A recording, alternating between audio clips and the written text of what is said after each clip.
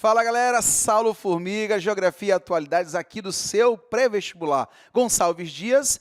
E esse vídeo é especial para você que vai fazer o Enem, como todos, na verdade, que a gente anda produzindo. Essa galera de peso aqui tem se dedicado muito para você mandar muito bem nessa prova. E esse vídeo trata de um assunto especial, fontes de energia aplicada ao Brasil. Vem comigo!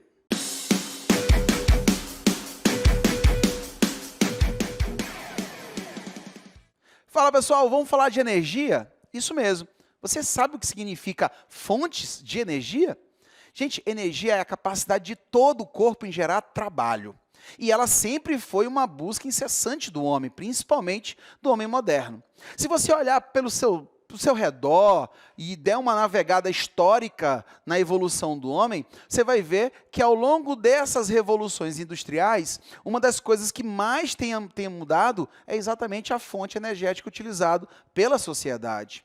Hoje se fala muito em baterias, hoje se fala muito em armazenamento da energia elétrica. Pois é, já você ouviu falar do carro elétrico e da revolução dos automóveis, fazendo com que eles sejam híbridos, não já? Com certeza, isso é uma coisa que, sem dúvida, chama muito a atenção. Os carros hoje, híbridos em especial, são carros que comandam potência e energia, unem tudo isso em um pacote só. Só que para isso eles precisam acoplar nesses automóveis motores elétricos, além do motor a combustão interna. Então são carros que têm dois motores e você usa sempre um em determinada circunstância e o outro em outras adversas. Dessa maneira, você consegue otimizar o uso do motor a combustão interna e, com isso, ele acaba se tornando mais econômico. Mas se você quiser falar de revolução de fato, a gente vai falar da Tesla, da fábrica de automóveis da Tesla, que é um carro totalmente elétrico. Ele não é híbrido, ele é totalmente elétrico.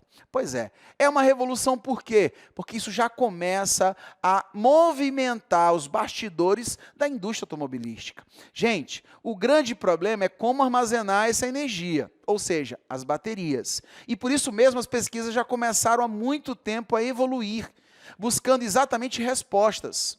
Agora, por que eu estou falando de eletricidade? Por que eu estou falando de carro elétrico? Gente, se você for falar de revolução industrial, os automóveis, desde cedo, são peças fundamentais para você entender essa transformação. Olha só, quando eu falo da revolução industrial de número 1, a primeira delas, você fala da máquina a vapor.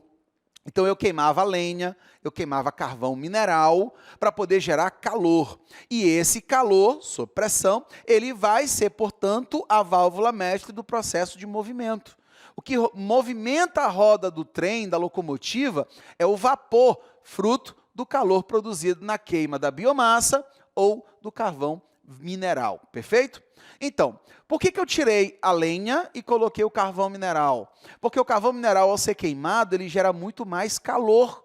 E se gera mais calor, gera mais potência, gera mais força. E isso, sem dúvida, fazia com que houvesse muito mais eficiência dessas máquinas.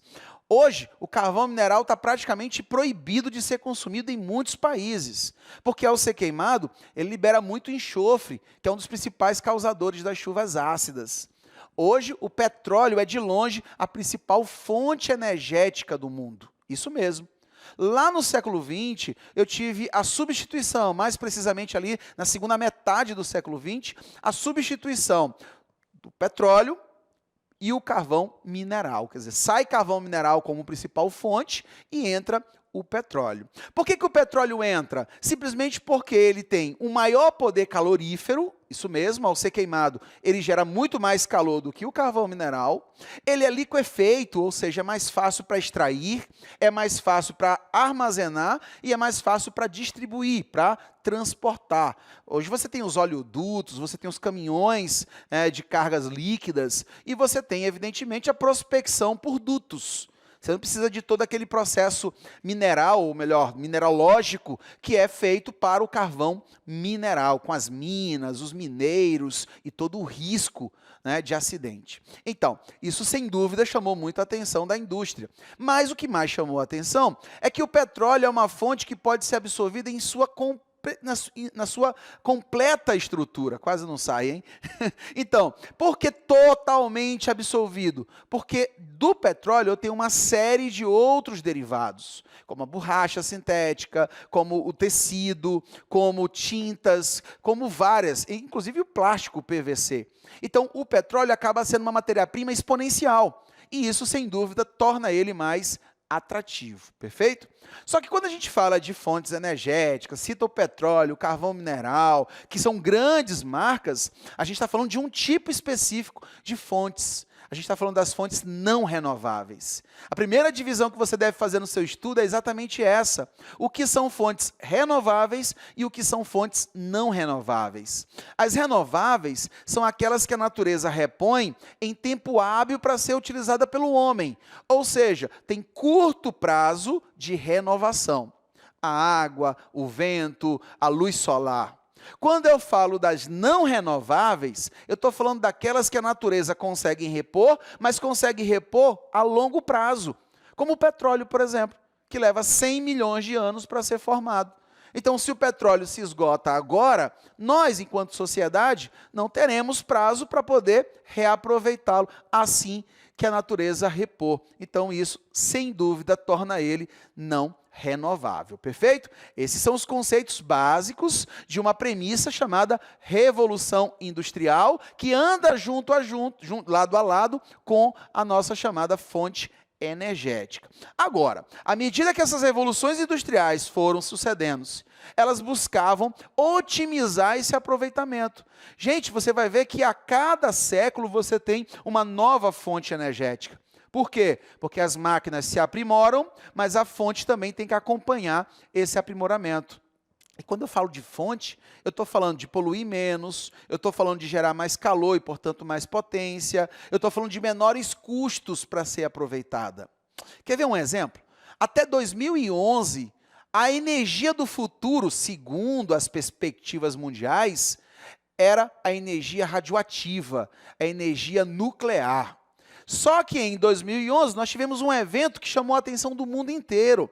E a partir desse evento, simplesmente, nós passamos a desligar as usinas nucleares. Você sabe qual foi esse evento? A tsunami que atinge toda a região do Pacífico, em especial o Japão, a Indonésia e toda aquela região do Sudeste Asiático. O Japão em especial por quê? Porque o Japão é o número 1 em produção de energia nuclear. O Japão é o país que mais representa um potencial claro, efetivo, prático. E os japoneses, por pouco, não tiveram o maior acidente no seu território, na usina de Fukushima. Os grandes tremores que atingiram aquela região acabou por fazer com que um dos dutos se rompesse e por pouco nós não tivéssemos um vazamento. Fizeram a contenção a tempo e com isso o Japão aprendeu uma grande lição. O risco é alto demais para ser pago pela sociedade. Então o Japão, que é expoente, ou seja, é o ícone da produção nuclear, produção energética nuclear, passou a desligar as suas usinas e passou a investir em energias limpas, renováveis e menos impactantes. O mundo assistiu de camarote todo esse processo e começou a temer a energia nuclear.